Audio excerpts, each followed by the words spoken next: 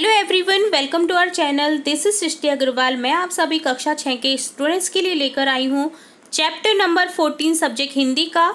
इससे पहले chapter number 13 तक हमने विद डिटेल सभी चैप्टर्स को अच्छे से समझा है, अच्छे से क्वेश्चन आंसर्स भी किए हैं। स्टार्टिंग से लेकर एंड तक कोई भी क्वेश्चन मिस नहीं होता है। हमारी वीडियो की एक खास बात है और इसी वीडियो में आपको मिलता है कठिन शब्दार्थ और पूरे पाठ का सारांश। अगर कविता है तो पूरे पाठ का भावार्थ, और अगर निबंध है या कोई पाठ है तो उसका संपूर्ण सारांश भी हम इसी वीडियो में बताते हैं। तो यहाँ देखेंगे हम चैप्टर नंबर 14 लोकगीत का सार सबसे पहले, जिसमें जो ये पाठ है ये एक निबंध है जिसके लेखक हैं भगवत शरण उपाध्याय। तो सबसे पहले सार को देखेंगे, देन हम देखेंगे इसके कठिन शब्दार्थ। तो ये पाठ एक निबंध है जैसा कि मैंने आपको बताया है, जिसमें लेखक ने लोकगीत की उत्पत्ति, विकास और महत्व को विस्तार से समझाया है। लोकगीत का अर्थ ही होता है लोगों का गीत। जब आप इस वर्ड को अलग करते हैं तो आपको मिलता है लोक और गीत। लोक का अर्थ होता है लोग, और लोगों के द्वारा जो गाया जाता है वो क्या होता है, गीत। तो लोकगीत जनता का संगीत है। लोकगीत अपनी लोच, ताजगी और लोकप्रियता के कारण शास्त्रीय संगीत से अलग होता है।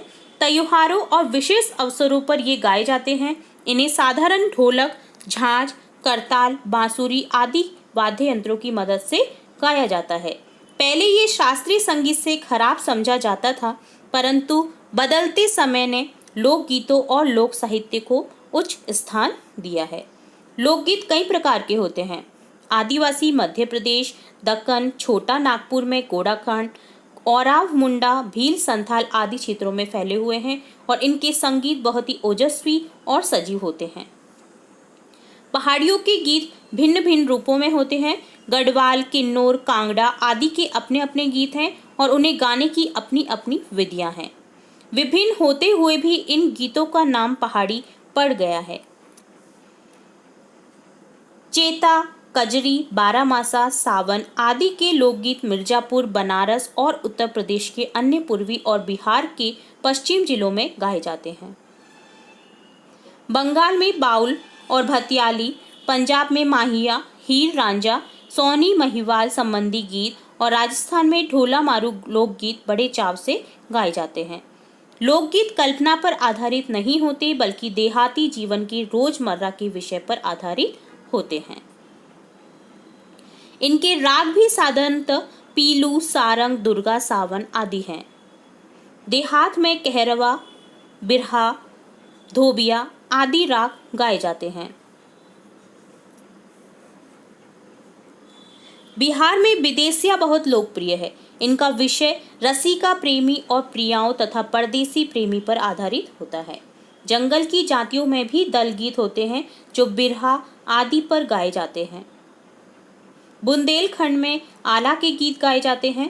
इनकी शुरुआत चंदेल राजाओं की राजकवि जगनीक द्वारा रचित आला उदल की वीरता के महाकाव्य से माना जाता है। धीरे धीरे दूसरे देहाती कवियों ने उन्हें अपनी बोली में उतारा है। इन गीतों को नट रस्सियों पर खेल करते हुए गाते हैं। हमारे देश में स्त्रियों द्वारा गाए जाने वाले लोकगीतों की संख्या ज्यादा है। इनकी रचना भी वे ही करती हैं। भारत के लोकगीत अन्य देशों से भिन्न हैं क्योंकि अन्य देशों में स्त्रियों के गीत मर्द से अलग नहीं होते। हमारे देश में विभिन्न अवसरों पर विभिन्न गीत गाए जाते हैं, जैसे जन्म, विवाह, मटकोट, जोनार आदि जो स्त्रियां गाती हैं। इन अवसरों पर गाए जाने वाले गीतों का संबंध प्राचीन काल से है। बारामासा गीत आदमियों के साथ साथ स्त्रियां भी गाती हैं। स्त्रियों के गीत दल बनाकर गाए जाते हैं। इनके स्वरों में मेल नहीं होता, फिर भी अच्छे लगते हैं। होली, बरसात में गाई जाने वाली कजरी सुनने वाली होती हैं। पूर्वी भारत में अधिकतर मैथिल, कोकिल, विद्यापति के गीत गाए जाते हैं। गुजरात में गरबा नामक नृत्य गान प्रसिद्ध है। इस दल में औरतें घूम घूमकर एक विशेष विधि से गाती हैं और नाचती हैं। ब्रज में होली के अवसर पर रसिया दल बनाकर गाया जाता है। गांव के गीतों के अनेक प्रकार हैं। तो ये था संपूर्ण पाठ का सारांश। उम्मीद है आपको पूरा सारांश समझ आया होगा। अब हम देखेंगे इस पाठ के सभी कठिन शब्दार्थ। सबसे पहले शब्द है लोच, जिसका अर्थ होता है लचीलापन। झांझ, जिसका अर्थ होता है एक वाद्य यंत्र जो कांसे की 2 तश्तरियों से बना होता है। करताल अर्थात तालियां। है अर्थात हीन। निर्द्वंद अर्थात बिना किसी दुविधा के। मर्म को छूना अर्थात प्रभावित करना। आह्लाद कर अर्थात प्रसन्न करने वाला। सिरजती अर्थात बनाती। पुट अंश, पुट का अर्थ होता है अंश। उद्दाम अर्थात निरंकुश।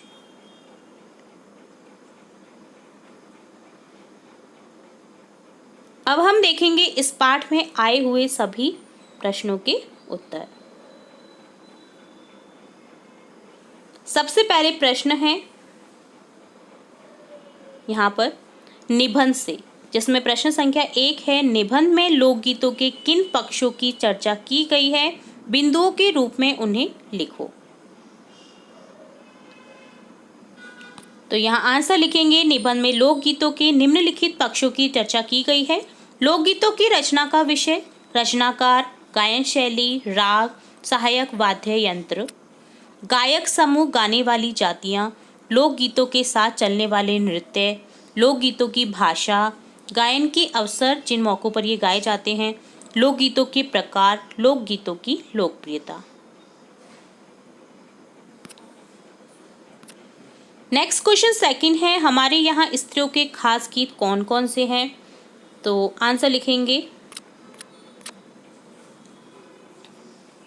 हमारे देश में स्त्रियों के अपने गीत हैं जो उनके कार्यों से जुड़े हैं और जिन्हें वे ही गाती हैं। त्योहारों पर नदियों में नहाते जाते हुए राह के, विवाह के, मटकोर, जोनार के संबंधियों के लिए, प्रेम युक्त गाली के, जन्म आदि अवसरों के अलग अलग गीत हैं जो स्त्रियां गाती हैं।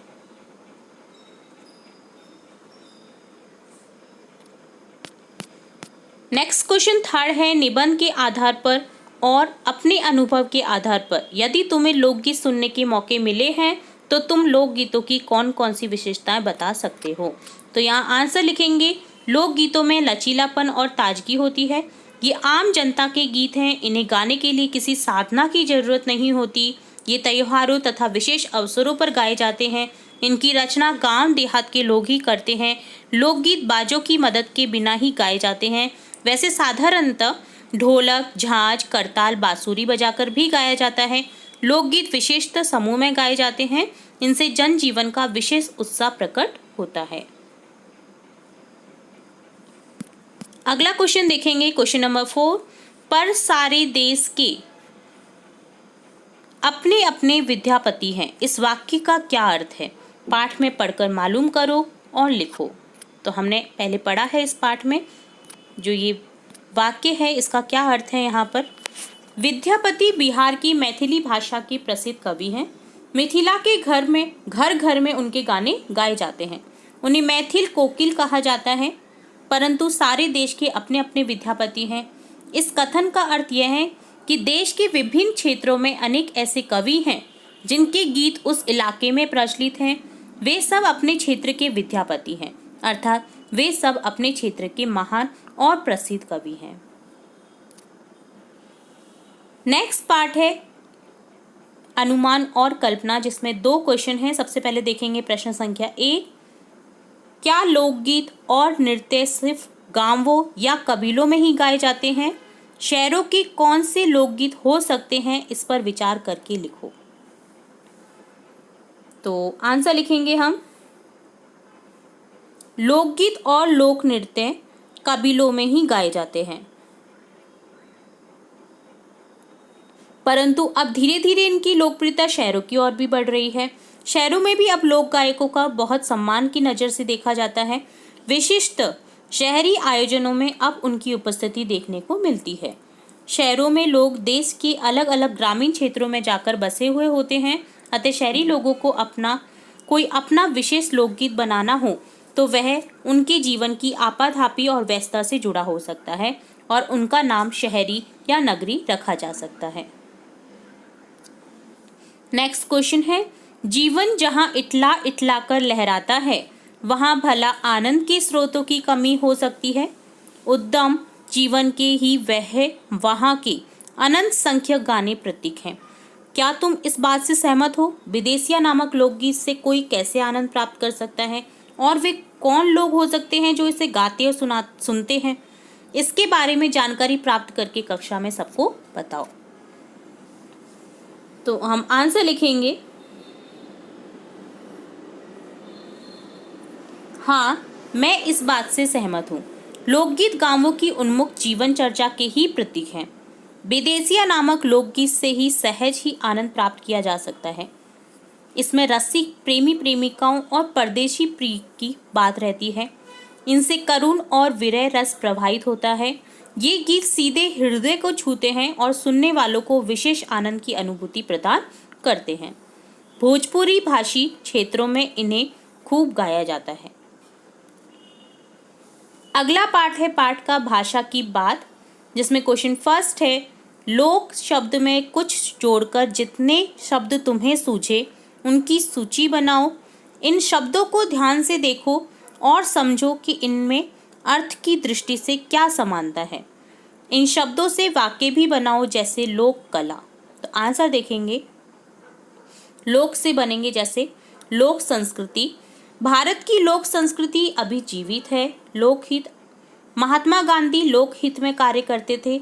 लोक में मत जोड़ दिया तो बन गया लोकमत। तो वाक्य बनाएंगे, आधुनिक नेता लोकमत का ध्यान रखकर कार्य नहीं करते हैं। लोकतंत्र, भारत में लोकतंत्र है, लोगों का तंत्र। लोकगीत, लोकगीत सुनने में बड़े मधुर लगते हैं। लोक नृत्य, लोक नृत्य मन भावन लगते हैं। लोक लुभावन, टेलीविजन पर आने वाले सभी विज्ञापन लोक लुभावन हैं, यानी लोगों को लुभावने वाले। लोकप्रिय, फुल मार्क्स प्रकाशन की पुस्तकें छात्रों में बहुत लोकप्रिय हैं। लोकोक्ति, तुमने ये लोकोक्ति सुनी है कि अकेला चना भाड़ नहीं फोड़ सकता? तो यहाँ लोक में उक्ति जुड़ा हुआ है, जिससे शब्द बना है लोकोक्ति। ठीक है, तो इस तरह से हमने लोक से जुड़े हुए शब्द देखे। अब सेकंड क्वेश्चन देखेंगे, जो कि है 12 मासा गीत में साल के 12 महीनों का वर्णन होता है। अगले पृष्ठ पर विभिन्न अंकों में से जुड़े हुए कुछ शब्द दिए गए हैं। इन्हें पढ़ो और अनुमान लगाओ कि इनका क्या अर्थ है और वह अर्थ क्यों है। इस सूची में तुम अपने मन में सोचकर भी कुछ शब्द जोड़ सकते हो। ठीक है, तो ये शब्द तो दिए ही हैं, इनके अर्थ आपको बताने हैं। इनके अलावा आप अपनी ओर से भी शब्द जोड़ सकते हो। तो चलिए देखते हैं। एक तारा, ये क्या होता है? यह एक वाद्य यंत्र है, इसमें एक तार होता है, इसलिए इसे एक तारा कहते हैं, यानी एक तार का। तिराहा, जहाँ 3 राहें मिलती हैं, तिराहा, ती धन राहा, उस स्थान को तिराहा कहते हैं। सरपंच, पंचों में जो मुख्य हो उसे सरपंच कहते हैं। दोपहर, दिन का दूसरा पहर दोपहर कहलाता है। चारपाई, 4 पैर होने के कारण खाट को चारपाई कहते हैं। 6 माई, 6 माह का समूह 6 माई कहलाता है। सप्तऋषि, 7 ऋषियों का समूह सप्तऋषि कहलाता है। नवरात्र, 9 रात्रियों के समूह को नवरात्र कहते हैं। अठन्नी, 8 आने के सिक्के को अठन्नी कहते हैं। चौराहा, जहाँ 4 राहें मिलती हैं उसे चौराहा कहते हैं। ऐसे ही कुछ अन्य शब्द हैं, जैसे चवन्नी, इकन्नी, दुअन्नी, इक्का, त्रिलोक, त्रिदेव, त्रिवेणी, त्रिशंकु, त्रिभुवन, चतुर्भुज, चतुष्कोण, दशानन, दशावतार, शताब्दी आदि। तो इस तरह से ऐसे बहुत से शब्द हो सकते हैं बने हुए। अब थर्ड क्वेश्चन है यहाँ पर, को, में, से आदि वाक्य में संज्ञा का दूसरे शब्दों के साथ संबंध दर्शाते हैं। झांसी की रानी पाठ में तुमने का के बारे में जाना। नीचे मंजरी जोशी की पुस्तक भारतीय संगीत की परंपरा से भारत के एक लोक वाद्य का वर्णन दिया गया है। इसे पढ़ो और रिक्त स्थान में उचित शब्द लिखो। तो को, में, से ये सभी क्या है आप समझ गए होंगे, कारक चिन्ह है। हमने पिछले पाठ में पढ़ा था का के बारे में, झांसी की रानी जो पाठ है उसमें। अब देखेंगे को, में, से का वाक्यों में किस तरह से यूज़ किया जाता है। तो यहाँ आपको एक पैराग्राफ दे रखा है, लोकवाद्य का वर्णन दिया गया है। यहाँ कुछ छूटे हुए शब्द हैं जिसमें आपको फिल करना है अपने ओर से शब्द। तो यहाँ आंसर देखेंगे, तुरही भारत के कई प्रांतों में प्रचलित है। ठीक है, यह दिखने में, यहाँ पर क्या लिखेंगे, में, अंग्रेजी के एस या सी अक्षर की तरह होती है। भारत के विभिन्न प्रांतों में पीतल या कांसे से बना यह वाद्य यंत्र अलग अलग नाम से जाना जाता है। तो जहाँ जहाँ आपको छूटा हुआ शब्द है वहाँ पर हम भर रहे हैं कारक चिन्ह को, में और से को। धातु की नली को घुमाकर एस का आकार इस तरह दिया जाता है कि उसका एक सिरा संकरा रहे और दूसरा सिरा घंटी नुमा चौड़ा रहे। फूंक मारने की एक छोटी नली अलग से जोड़ी जाती है। राजस्थान में इसे बरगे कहते हैं, उत्तर प्रदेश में यह तुरी, मध्य प्रदेश और गुजरात में रणसिंघा और हिमाचल प्रदेश में नरसिंघा के नाम से जानी जाती है। राजस्थान और गुजरात में इसे काकर सिंघी भी कहते हैं। तो इस तरह से ये जो है वाद्य यंत्र, इसमें हमने देखा विभिन्न जो आपके कारक चिन्ह हैं का, में, से का यूज करना। ठीक है, चलिए नेक्स्ट पार्ट है भारत के मानचित्र में, जिसमें क्वेश्चन फर्स्ट है, भारत के नक्शे में पाठ में चर्चित राज्यों के लोकगीत और नृत्य दिखाओ। तो आपको क्या करना है, भारत का नक्शा देना है और उसमें जो राज्य हैं वो आपको देखने हैं और उन राज्यों से संबंधित आपको लोकगीत लिखने हैं और नृत्य बताने हैं। तो चलिए देखते हैं कुछ राज्यों के लोकगीत और नृत्य। बुंदेलखंड, जहाँ पर होता है मोनिया नृत्य, जिसमें लोकगीत होता है आला। बिहार, जट जटिन, लोकगीत होते हैं यहाँ पर कजरी, विदेसिया, चैता, सावन। पंजाब, जहाँ नृत्य किया जाता है झूमर, गिछा, लोकगीत है यहाँ पर फेमस जो है वो है माहिया। गुजरात, जहाँ पर गरबा किया जाता है, लोकगीत काफ़ी सारे हैं, आपने सुने ही होंगे जनरली। पंखीड़ा, आप बहुत सारे गीतों को यहाँ पर लिख सकते हैं, इसलिए मैंने यहाँ पर फिल नहीं किया है इसे। पहाड़ी इलाके जो हैं वहाँ पर समूह नृत्य होते हैं जिन्हें पहाड़ी गीत कहा जाता है। बंगाल, जहाँ पर नृत्य किया जाता है छाऊ और लोकगीत होते हैं यहाँ पर फेमस बाउल, भतियाली जिन्हें कहा जाता है। उत्तर प्रदेश, जहाँ पर नृत्य किया जाता है चरकुला, यहाँ पर लोकगीत है चैता, कजरी, बारामासा। नेक्स्ट क्वेश्चन है आपका, नेक्स्ट पार्ट है सॉरी, कुछ करने को, जहाँ पर आपके 3 क्वेश्चन हैं। चलिए देखते हैं तीनों ही क्वेश्चन को। अपने इलाके के कुछ लोकगीत इकट्ठा करो, गाए जाने वाले मौकों के अनुसार उनका वर्गीकरण करो। तो आपको देखना है ये छात्र स्वयं करें, वे अपनी माँ, दादी, नानी की सहायता ले सकते हैं इन गीतों के लिए। तो आप इकट्ठा करें उन गीतों को और समझे। आपके पाठ में भी 2 गीत दे रखे हैं, आप उन्हें भी देख सकते हैं। सेकंड क्वेश्चन है, जैसे जैसे शहर फैल रहे हैं और गांव सिकुड़ रहे हैं, लोकगीतों पर उनका क्या असर पड़ रहा है। अपने आसपास के लोगों से बातचीत करके और अपने अनुभवों के आधार पर एक अनुच्छेद लिखो। तो जैसे जैसे शहर फैल रहे हैं और गांव सिकुड़ रहे हैं, वैसे वैसे लोकगीतों के अस्तित्व पर संकट मंडराने लगा है। शहरों में भागदौड़ इतनी ज़्यादा है कि वहाँ लोग अपने परिवार सदस्यों के साथ भी चैन से 2 मिनट नहीं बैठ पाते। पड़ोसियों के साथ बैठकर झांझ करताल बजाते हुए लोकगीत गाना तो बहुत दूर की बात है। वैसे भी शहरों में मनोरंजन के अनगिनत साधन हैं, अतः गांवों की तरह वहाँ लोकगीतों का प्रचलन होना संभव नहीं है। फिर भी आजकल गाए जा रहे हैं, जैसे आप यूट्यूब पर बहुत सारे चैनल देखते होंगे लोकगीतों के। गांवों से भी रोजगार के सिलसिले में लोग शहर की तरफ आ रहे हैं। ऐसे में विदेसिया जैसे लोकगीत ही अपना अस्तित्व कायम रख सकते हैं। तो बहुत ज़्यादा जो फेमस गीत हैं वो ही अपना अस्तित्व रख सकते हैं। चलिए नेक्स्ट क्वेश्चन देखेंगे। नेक्स्ट क्वेश्चन थर्ड है, रेडियो और टेलीविजन के स्थानीय प्रसारणों में एक नियत समय पर लोकगीत प्रसारित होते हैं, इन्हें सुनो और सीखो। तो छात्र इन्हें सुनकर सीखने का प्रयत्न करें। तो ये क्वेश्चन भी आपको सुनकर सीखने का है। तो आप बहुत गीत हमारे जो यूट्यूब चैनल्स हैं उन पर भी उपलब्ध हैं। आपकी पाठ में भी दे रखा है 2 गीत तो, और आप अपनी दादी, नानी और भी लोगों से इन्हें सुन सकते हैं और सीख सकते हैं। ठीक है, तो इस तरह से डन होता है आपका कंप्लीट चैप्टर, जिसमें हमने स्टार्टिंग से लेकर एंड तक सभी क्वेश्चंस के आंसर विद डिटेल समझे हैं। उम्मीद है आपको सभी क्वेश्चन के आंसर अच्छे से समझ आए होंगे। अगर आपको फिर भी किसी क्वेश्चन में कोई डाउट रहता है तो आप हमें कमेंट बॉक्स में कमेंट करके पूछ सकते हैं। इसी तरह हम आगे के चैप्टर्स भी देखेंगे और इम्पॉर्टेंट वीडियोस भी देखेंगे आपके चैप्टर से रिलेट और आपके सब्जेक्ट से रिलेट और आपकी कक्षा से रिलेट। तो इसी तरह जुड़े रहिए हमारे चैनल के साथ। वीडियो को पूरा देखने के लिए धन्यवाद।